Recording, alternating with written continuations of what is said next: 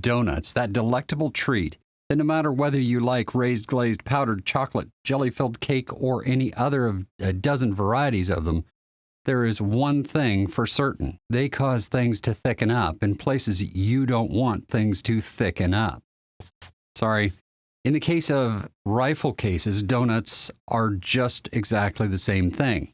Stuff thickening up in the wrong place, in this case, at the junction of the shoulder to the neck.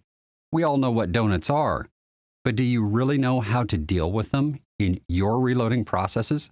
Well, today I'm going to show you 4 different ways to deal with them, only 2 of which actually work. In case you are unfamiliar with case donuts, here is a sectioned case that shows the donut very clearly.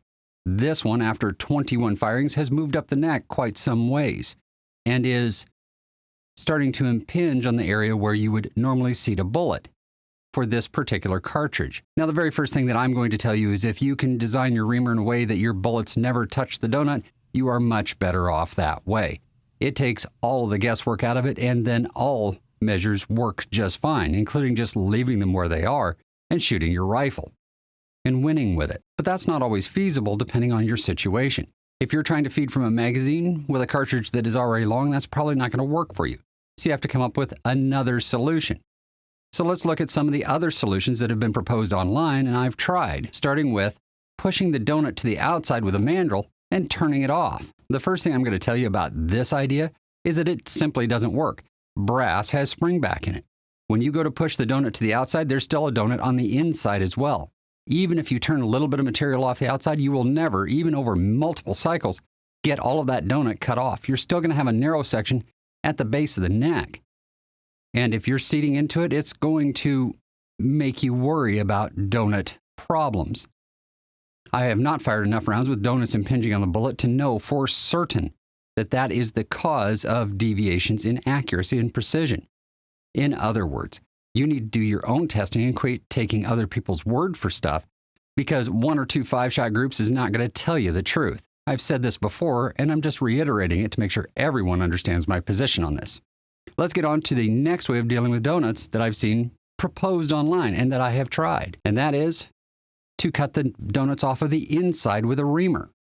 Well, this at its face looks like it'll work, and it will work, but it has a downside. In order to cut the donut completely out, you have to cut the entire interior of the neck. And if you have any taper to the neck, you're going to get a very thin mouth.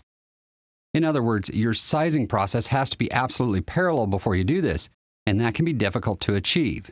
Likewise, getting centered up in the neck requires touching the inside of the neck with a reamer, which means you are going to scrape all the carbon out at very least, and more likely cut a little bit of brass away in the process.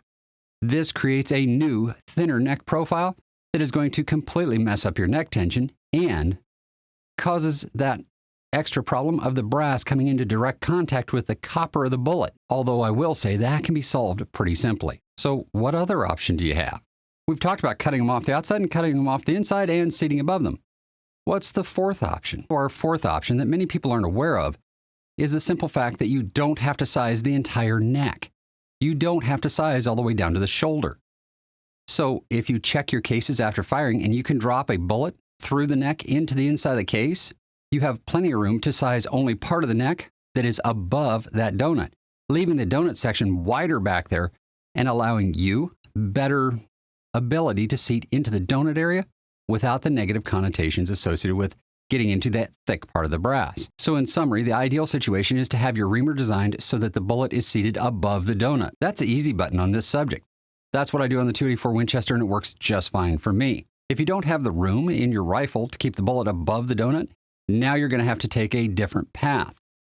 For me, the only other path available that actually works is to size only part of the neck with your bushing sizing die, so that you're not sizing that donut back down to smaller than the inside of the neck is for a sized case.